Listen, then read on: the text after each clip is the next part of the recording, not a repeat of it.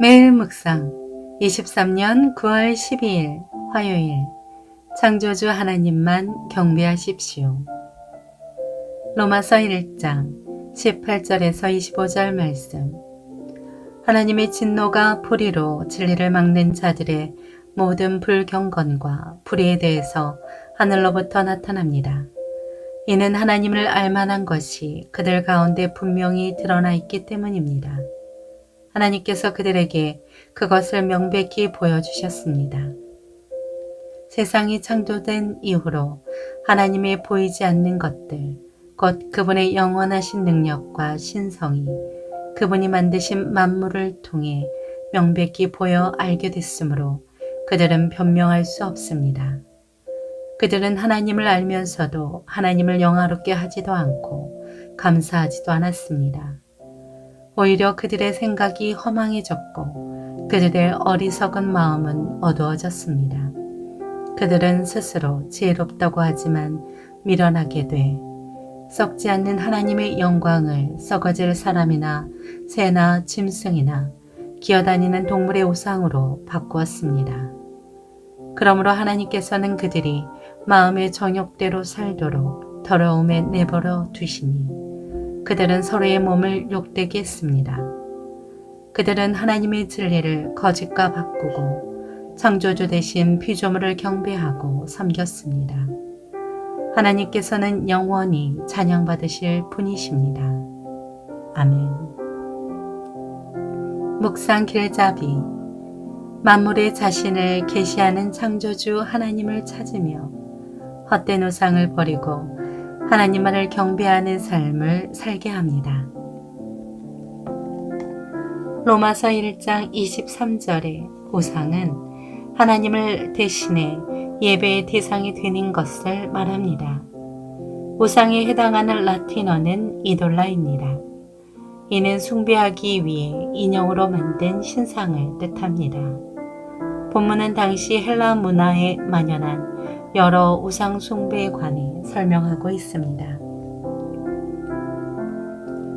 인간은 하나님의 형상으로 창조되었음에도 죄를 저지르고 타락한 이후 하나님을 찾지 않게 되었습니다. 그와 함께 창조주 하나님 대신 다른 피조물들을 신으로 숭배하는 어리석은 범죄를 저지르고 말았습니다. 첫째, 하나님을 찾아야 합니다. 살아계신 하나님의 영원한 능력과 신성이 만물을 통해 지금도 똑똑히 드러나고 있습니다.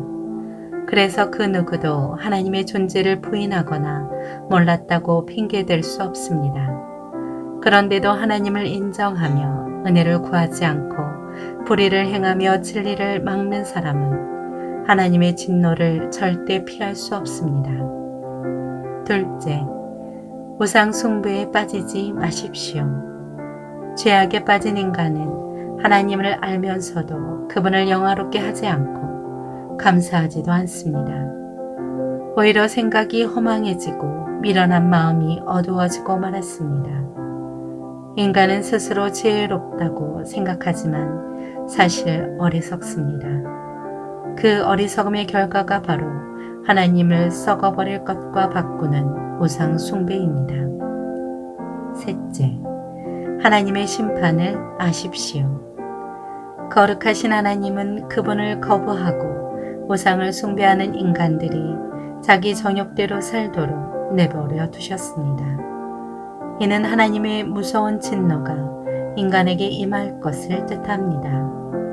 피조물을 창조주 하나님보다 더 경배하고 진리를 거짓으로 바꾸는 인간은 공의로우신 하나님의 심판에 놓이게 됩니다.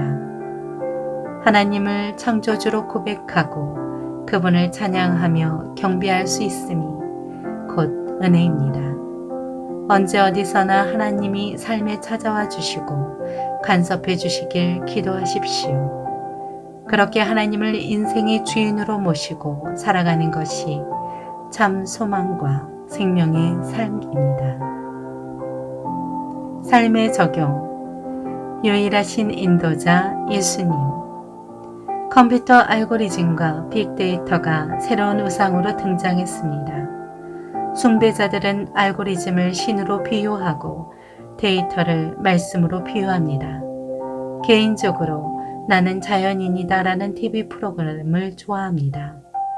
유튜브로 여러 번 검색해 시청했더니 이후에는 온통 자연 전원, 혼자 살기 등의 영상이 추천됩니다. 앞으로 사람들은 자신의 인생을 데이터에 의존할 것이라고 예언합니다. 이쯤 되면 기도하면서 하나님의 인도를 받는 것은 바보들이나 하는 짓 같습니다. 하지만 과학기술이 발달해 아무리 시대가 변해도 우리를 인도하시는 분은 예수님이십니다. 우상 숭배에 찌들어 있는 세상에 물들지 않고 성도의 거룩함을 지키십시오. 기도합니다.